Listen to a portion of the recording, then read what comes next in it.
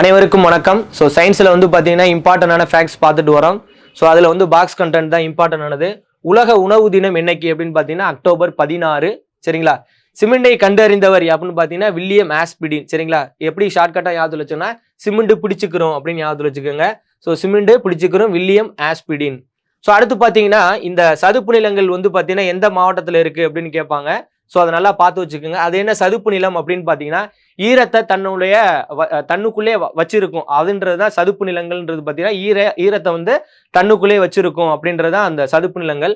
So அந்த எங்கெங்கெல்லாம் சதுப்பு நிலங்கள் இருக்கு அப்படின்னு பார்த்தீங்கன்னா சிதம்பரம் பிச்சாவரம் வந்து சதுப்பு நில காடுகள், சென்னை வந்து பள்ளிக்கரணை சதுப்பு நில காடுகள், காஞ்சிபுரத்தில் வந்து பார்த்தீங்கன்னா செம்பரம்பாக்கம் சதுப்பு நில காடுகள். இதெல்லாமே எந்தெந்த மாவட்டத்தில் இருக்கு அப்படின்னு நோட் பண்ணிக்கோங்க.